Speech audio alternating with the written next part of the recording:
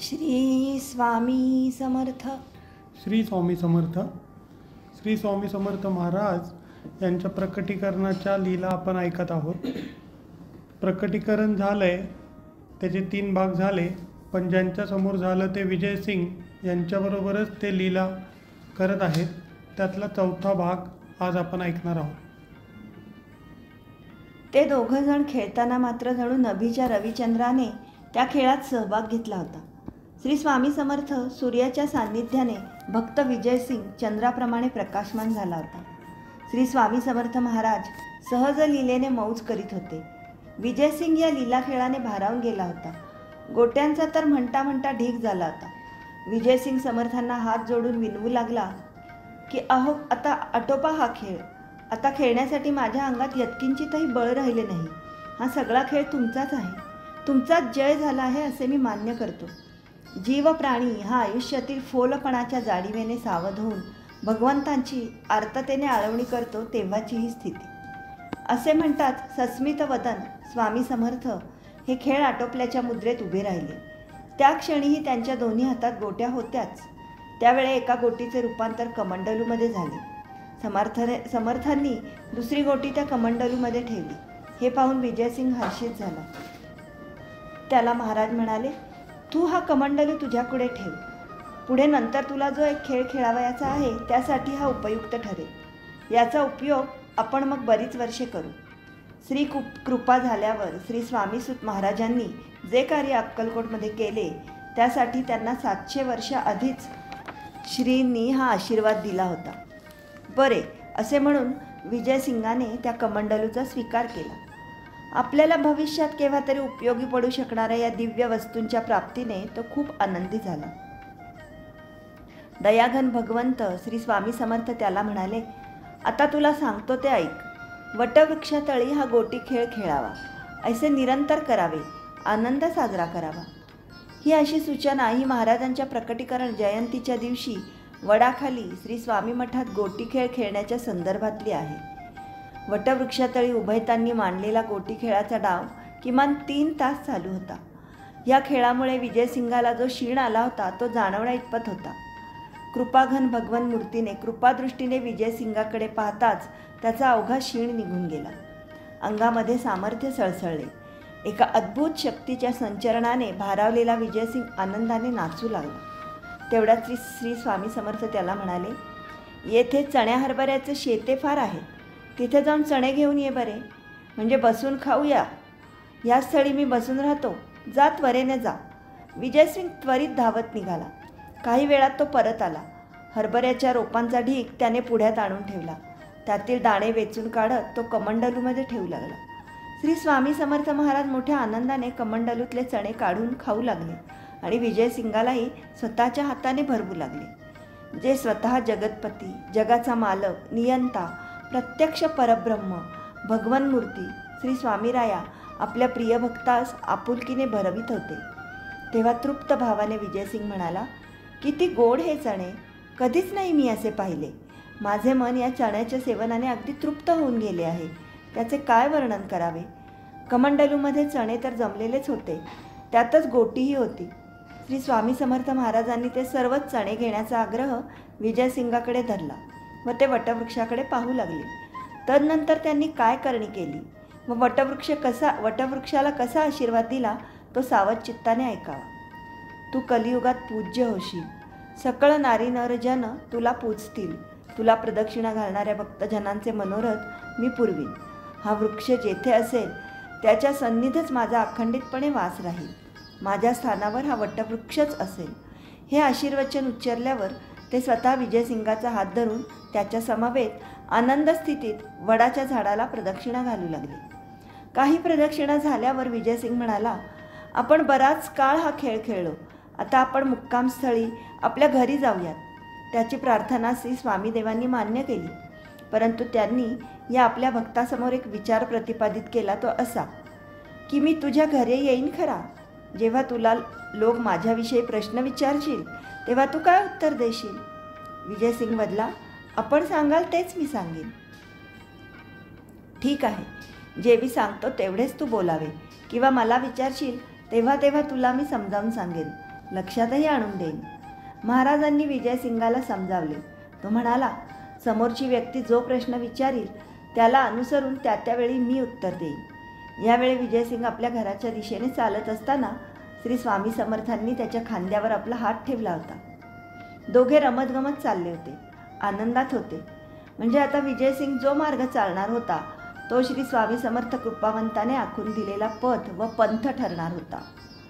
बालरूपातले श्री स्वामी समर्थ हे विजयसिंग बरोबर येत असतानाचे दृश्य घराच्या दारात उभे असणाऱ्या विजयसिंगाच्या मातापित्यांच्या नजरेस पडले. पिता उमेरसिंग व माता मोहनबाई हे उभयता आश्चर्यचकित झाले. उमेरसिंग म्हणाला, आपल्या विजयसिंगाच्या खांद्यावर हात टाकून हा सुलक्षणी दिसणारा हा मुलगा कोण आहे बरे? पाहूया तर खरे. आई मोहनबाईने पुत्र विजयसिंगाच्या दिशेने चमकून पाहिले. ती देखील म्हणू लागली, अरे खरोखर हा लावण्याचा पुतळा अत्यंत रेखीव, चित्ताचे हरण करेल असा, आपल्या मुलाच्या खांद्यावर मैत्र स्पष्ट करणारा हस्त, आश्वस्त करणारा असा हात कसा शोभून दिसतो आहे पहा. ज्याचे रूप अगदी सुंदर, अवर्णनीय असेच आहे. आई वडील आपल्याकडेच पाहत आहेत याचा अंदाज विजयसिंगाला घराच्या दिशेने बघताच आला. श्री स्वामींना हळूच म्हणाला, बघ ते दोघे अंगणात उभे आहेत ना, ते माझे माता पिता. ते समोरचे आपले घर. आता सरळ घरी जाऊया, पुढची चर्चा तिथे जाऊन करू. असे बोलता बोलता जगज्जीवन श्री स्वामीराय व विजयसिंग घरी पोचले. विजयसिंगाच्या मातापित्यांचे नेत्र हे त्या सुकुमार विलक्षण तेजपुंज देहमूर्तीस पाहत दिपले. असे हे सुस्वरूप रूप हे त्यांनी आजवर कोठेच पाहिले नव्हते. तेवढ्यात श्री स्वामीदेवाने आपली मूठ उघडून त्या उभयतांना चणे दिले. ते चणे तोंडात टाकल्यावर त्यांना आणखीनच आश्चर्य वाटले. इतक्या मधुर चवीचे चणे ते प्रथमच खात होते. श्री स्वामींकडील कमंडलूत चणे भरलेलेच होते. चकित झालेल्या मात्यापित्याने हळूच विजयसिंगाला एकीकडे ओढून नेले. काय रे, ही मूर्ती तुला कोठे भेटली? तर तो काही बोलेना. ते पुन्हा प्रश्न विचारू लागले, तुला आम्ही काय विचारतो आहोत? आता एवढा वेळ त्यांच्याशी बोलत आलेला तू प्रश्न विचारतच गप्प का बसलास? ही विलक्षण मूर्ती तुझ्याबरोबर कुठून आली? पण विजयसिंग कानावर हात ठेवून गप्पच उभा होता. मौन धरण्याच्या संदर्भात त्याचे बोलणे महाराजांशी आधीच झाले होते. काय बोलायचे ते श्री स्वामीमूर्तीच बोलणार होते. शेवटी तो एवढेच म्हणाला, काय विचारायचे ते तुम्ही त्यांनाच विचारा. मी सुद्धा नाना प्रकारे विचारून पाहिले, परंतु त्यांनी काही सुगावा लागू दिला नाही. तेव्हा त्यांची आपणच चौकशी करावी व त्यांना जाणून घ्यायचे ते सुख पदरी पाडून घ्यावे. उमेरसिंग पत्नीस म्हणाले, अगं काय विचार करतेस आता? ते रुपडे असे दिसते आहे की त्यास आपलीही नजर लागेल. तू आधी ताबडतोब त्यांच्यावरून लिंबणवून उतरून टाक. वेळ काढू नकोस. हिंग, जिरे, मिरी, मोहरी घेऊन ये तरी.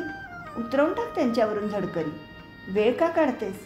बघत राहण्यापेक्षा ही सर्व सामग्री आणतो व त्या मूर्तीवरून उतरवून टाकतो. तू चपळपणा न दाखवता कधी ना कधी हयगयपणाचे प्रदर्शन घडवतेसच. तिला खरोखरीच काही सुचत नव्हते. त्या मूर्तीचे स्वरूप, त्याची लक्षणे असामान्यच होती. तरी ती मूर्ती आता अवतार क्षणीची लखलखणारी किरणे झाकून नंतरच सर्वांसमोर आली होती. त्या उभयतांनी श्री स्वामींवरून लिंबलोण उतरवून टाकले. तेव्हा ते जगज्जीवन मूर्ती हसू लागली. त्या हसण्यामागचा मतितार्थ हा, हे तुम्ही कशासाठी आणि कुणासाठी करत आहात असा होता. ते उभयता हे श्रींच्या मूळ स्वरूपात जाणत नसल्याने लिंबलोण ओवाळून मोकळे झाले होते. त्या कृतीला त्यांच्या भोळ्या भावनांचा आधार होताच. अशा सुकुमार लावण्याचे नजरेत भरणारे सौंदर्य पाहून त्यास आपली दृष्टी लागू नये अशी त्यांची भावना होती. ज्याने आपलीही निर्मिती केली तो मूळ जनिता जगती अवतरला याची त्यांना कल्पना कुठे होती? शेवटी उमेरसिंगांनी त्या बालकरूपी स्वामींना विचारले की, अत्यंत सुकुमार सुंदर अशा रे बालका, कोठून आला हो वेल्हाळा? कोण तुमची माता पिता? आपल्या राहण्याचे मूळ स्थान कोणते? आपले नामाभिधान काय? तेव्हा विश्वेश्वर बोलू लागले, या धरणीवर माझा सांगण्यासारखा ठाव ठिकाणा नाही. ना येथे कोणी माझे माता पिता आहेत. मी वटवृक्षाच्या तळी धरणीतून प्रकट झालो, त्यामुळे मला माता पिता नाहीत. त्या वटवृक्षाकडूनच मी चालतच आपल्या इथे आलो आहे. जिथे ना कुठले जलचर, ना पृथ्वी पाषाण तरुवर, ना अंडज वा जारज, ज्याचे नाव आणि खूण काय सांगता येणार. जगदोद्धार करणे हे श्री स्वामी कार्य त्या विजयसिंगाच्या मात्यापित्याला सांगून काय करणार होते? ही बालमूर्ती पुढे काय काय करणार आहे हे त्या दोघांना सांगून कदाचित त्यांना काही ओळखताच आले नसते. साधारणतः 8 वर्षाची दिसणारी ही मूर्ती प्रत्यक्षात भवतारक, जगतारक, निर्माता, जनिता होती. एवढ्याशा बालकसदृश्य दिसणाऱ्या मूर्तीकडून अशा प्रकारच्या वचनांची अपेक्षा तरी कोण धरील? किती सुंदर ते रूप! बोलताना सुहास्यवदन झाले की दिसणाऱ्या शोभिवंत दंतपंक्ती, ज्यातून पृथ्वीवर तेजकिरण पसरत होते. त्यांच्या वर्णाला शुभ्र म्हणावे तरी नेमका वर्णन करता येणार नाही असा त्यांचा वर्ण होता. दंतपंक्ती अशी की विलक्षण जणू तेजाचे हिरे कोंदणामध्ये जडवले आहेत. त्यांना अन्य काही उपमाच देता येणार नाही.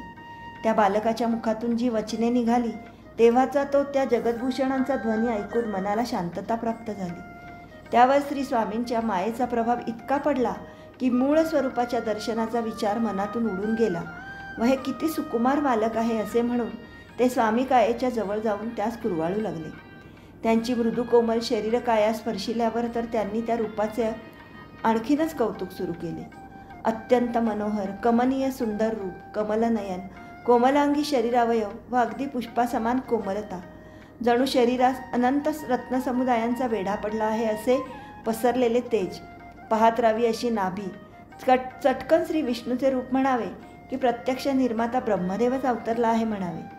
सुहास्य वदन मूर्ती, सुंदर भुजा, मस्तकाची सुरेख ठेवण, सोन्याचे मंडण केल्याप्रमाणे नाभी, त्या भागाची चकाकी, एखाद्या पुष्पाप्रमाणे भासणारे कर्ण, मुखात ओळीने आखलेल्या रत्नांच्या माळा अशा दंतपंक्ती, ताम्रवर्णीय ओठ, देवी पार्वती की जिचे एक रूप विजया असे आहे, या विजया रूपाचे नेत्र भासतील असे नयन, मनाला मोहविणारी अशी ती अत्यंत सुंदर स्वामी समर्थ मूर्ती, सर्व उत्तम लक्षणे, गुणांचा समुच्चय झालेले असे हे एकदेही रूप. केवळ 8 वर्षांच्या त्या लावण्य सुंदर मूर्तीचे केवळ वर्णन ऐकून तर श्रोतेगण भारावून जात असतील, तर प्रत्यक्ष बघणाऱ्यांचा अनुभव कसा असेल याची कल्पनाच केलेली बरी. अर्थात त्याचा येथे विचार करण्यापेक्षा या वर्णनातून दिसणाऱ्या श्री स्वामी समर्थांच्या लीलांचे प्रत्येकाने नीट पठण करावे, श्रवण करावे. असे ते श्री स्वामी समर्थ. प्रत्यक्ष लावण्याचा गाभाच त्यांचे रूप विलोकित राहिल्यामुळे त्यांना साधे बसण्यास सांगण्याचा विचारही उभा त्यांच्या डोक्यात आला नाही. त्यांनी मानवी पातळीवरच विचार सुरू केला. या लेकराला आईबाबांचा वियोग आहे, काळजी घेणारे कुणी नाही, तरी हे बालक छान सुकुमार गोंडस कसे राहिले? कौतुकाचीच गोष्ट आहे. ते पुन्हा विचार करू लागले, अरे बालका, तुझ्या साऱ्या वंशाचे काय झाले? त्यांची अशी काय गत झाली? त्यांच्या शिवायची वर्षे तू कोठे काढलीस? आमच्या विजयसिंगाच्या वयाचा तू एवढे दिवस निर्भयपणे कसा काय राहू शकलास रे बालका? श्री स्वामी समर्थ उद्गारले, आम्हा नाही कुळ गोत्र, मूळचाच मी आहे स्वतंत्र. मीच मूळ स्वरूप आहे. सारे काही जेथून उत्पन्न होते ते मूळ हे माझे खरे वस्तीस्थान आहे. आता हेच आमचे सर्वतंत्र स्वतंत्र स्वरूप आहे. तुला आजवर कोणी वाढवले आणि कोणी रक्षिले रे बालका? ज्या अर्थी तू नजरेसमोर दिसत आहेस त्यावरून तुझे कुणीतरी पालन केलेच असेल. तरी तू म्हणतोस माझे कुळगोत्र मला माहीत नाही. बरे, तू आहेस लहानगा, तू कुठे राहणार आहेस यापुढे? तुला पाहून आम्हाला अगदी भरून आले आहे. उमेरसिंग उभयता भरभरून बोलत होते. त्यावेळेस सस्मित वदनाने श्री जगदीश्वर वदले, अहो, जिथे तिथे माझाच वास आहे. माझ्याशिवाय अन्य काहीतरी आहे काय? आम्ही वाटेल तिथे अगदी सुखाने राहू. आमची इच्छा होईल तिथे आम्ही राहू शकतो. या वचनांमुळे चकित झालेल्या त्या उभयतांना या बालकाच्या असाधारण अशा लोकविलक्षण स्वरूपाचे भान येत गेले व त्यामुळे ही मूर्ती आपल्या विजयसिंगासमवेत आपल्याकडेच राहावी असे त्यांना वाटू लागले. उमेरसिंग म्हणाले, अरे सुकुमारा, तू कुठेही का जावयाचे? तू आमच्याच घरी सुखाने राहावयाचे. तुझ्या समवेत खेळण्यासाठी तर विजयसिंगही आहेच. आमची झोपडी ही तुझीच आहे. हवे ते आवडीने करावे. अरे तान्ह्या, राजराजसा, तुझे लढीवाळ खेळ आम्हीही सुखाने पाहू. श्री स्वामी समर्थ.